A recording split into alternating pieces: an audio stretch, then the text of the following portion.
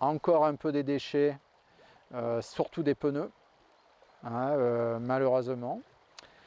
Des pneus qui proviennent un peu des décharges qui étaient en bordure du cours d'eau en amont. Les agriculteurs, enfin les vignerons à une époque se servaient des pneus pour écarter, faire une barrière de gel. Hein, ils les faisaient brûler quand il y a le gel qui arrivait. Donc ces pneus, il y en a plein qui ont atterri dans le cours d'eau, plus les crues. Donc c'est un peu le point faible. Je pense qu'il y avait plus de déchets avant que, c'est pas pour prêcher pour notre paroisse, mais je pense que depuis qu'on est là, on enlève vraiment beaucoup de déchets et que du coup il y en a beaucoup moins qu'avant, ça j'en suis sûr. L'eau paraît plus propre, mais il n'y a pas une réelle prise de conscience du besoin de protéger les cours d'eau. Parce que la plupart des sacs plastiques que je récupère dans l'Argence, ce sont des sacs d'engrais vides. Donc bien épais, hein, du plastique bien épais. De temps en temps, des bidons de produits chimiques qui vont aussi dans les vignes. Non, nous on n'intervient pas en termes de l'entretien du cours d'eau. On a fait des chantiers de nettoyage de déchets par exemple, mais très ponctuellement. Après, c'est des opérations qui nécessitent des moyens et puis toute une procédure d'autorisation vis-à-vis des riverains qu'on n'est pas capable de prendre en charge. Mais bon, il y en a d'autres qui le font et qui restituent. Nous, on n'est pas spécialement associés à ces travaux-là, mais bon, ça nous intéresse aussi de voir ce qui se passe.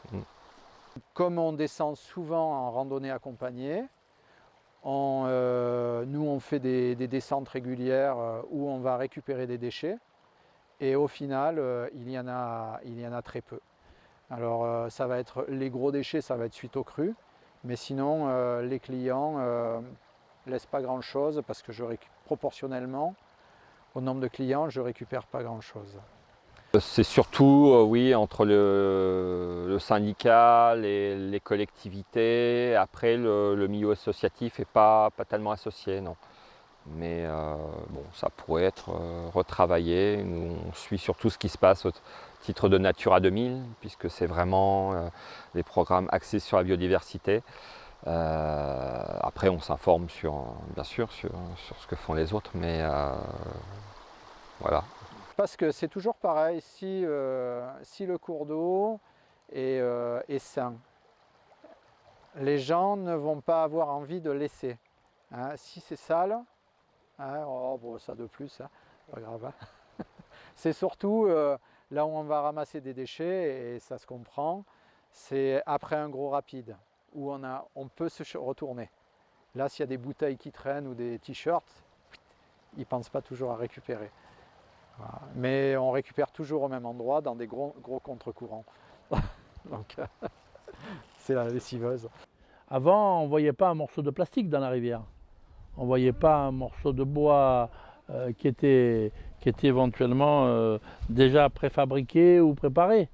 Maintenant, on vit à une ère moderne où les matériaux ont changé et il y a beaucoup de tout et de rien qui se jettent. On a fait une première campagne sur les riverains en leur disant ne jetez pas n'importe quoi dans la rivière. Ne la creusez pas ni ne la bouchez pas. Parce que si vous bouchez à l'endroit, ou vous jetez de la terre à l'endroit où il y a votre terrain, il va creuser de l'autre côté et vice versa. Donc toute cette éducation a dû se faire, mais par acte.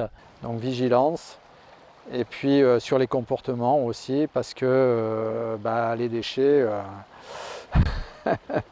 c'est pas encore entré dans la tête de tout le monde qu'il ne faut rien jeter dans la nature. Hein.